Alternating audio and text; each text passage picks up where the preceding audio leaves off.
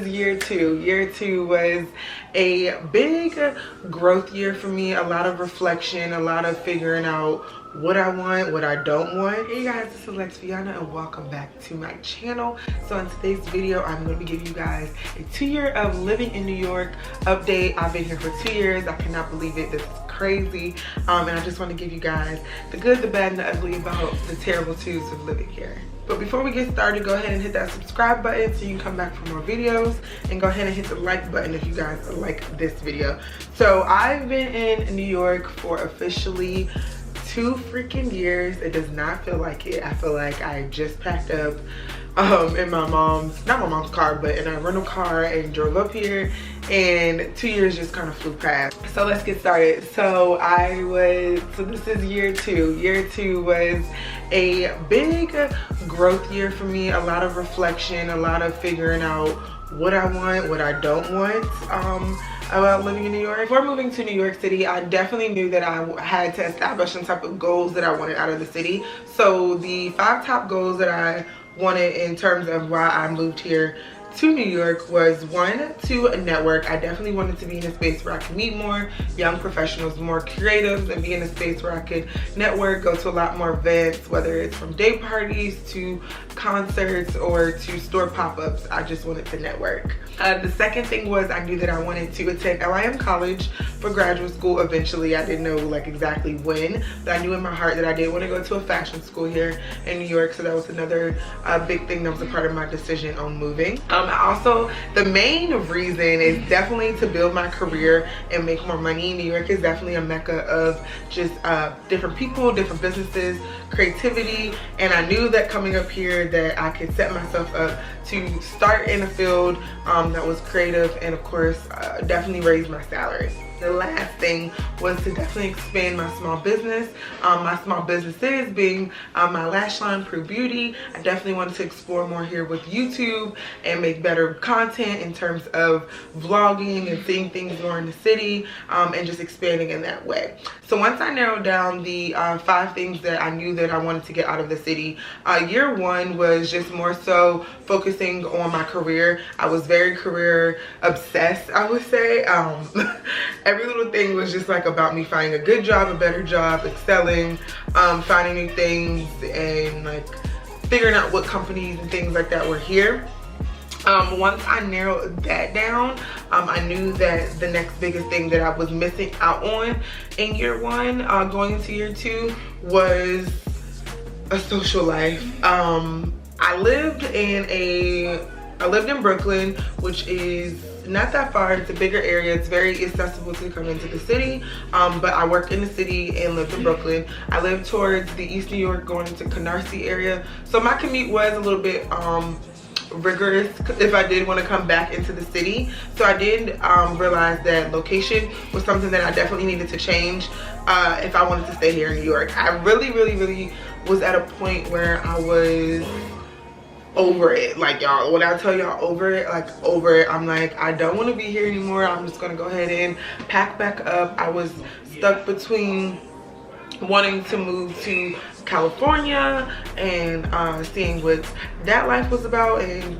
living in Los Angeles, or moving possibly to Atlanta and seeing what, you know, like the Black Hollywood world had for me. Or I even was like down to like really thinking about going back to DC and staying with my parents for a little bit and figuring out how I wanted to move forward and what did I want out of it. I kind of was very lost. I don't want to say I kind of was. I was very lost going into year 2 of being in New York, because I felt like I had worked hard to get everything I wanted and my goals had been knocked off, and then it was kind of like I was at a complete standstill, but I was still not happy, and location was the biggest thing for that. I think where you live here and in New York or anywhere, when you move to a new city, is very important to where your main goals were. Now I did get a great apartment. I had roommates that were, you know, decent. However, I was not feeding myself in terms of the main goals as to why I moved up here. And I knew going into year 3, I had to make some decisions in terms of, was I going to stay in the same space? Was I going to stay in New York, or was I going to go ahead and move away? I ultimately decided to go ahead and just change my locations and move. and I stay here in New York, so I'm happy about that decision.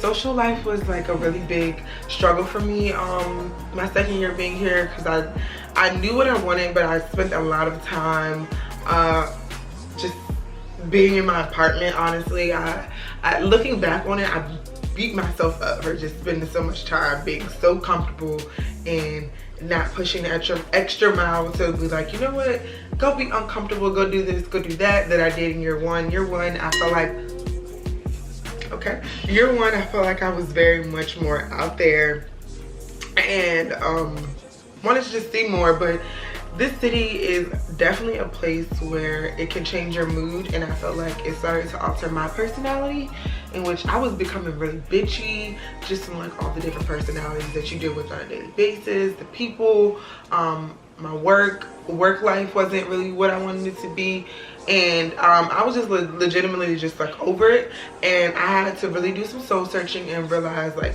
do not let this place dictate your mood and your actions. It's kind of similar to like people, because this is such a hard place to live in.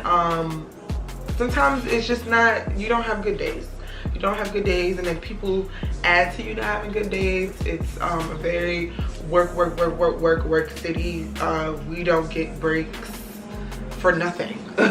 I'm used to like at least a snow day, a delay or something like that. No, I can honestly say my company in this place is always constantly moving, regardless of any situation, and that definitely was a huge adjustment. But overall, I would say year two of living in New York was definitely an emotional roller coaster. I wouldn't take anything from it. I'm grateful to even have the opportunity to to live for another year here and go into now my third year of living here.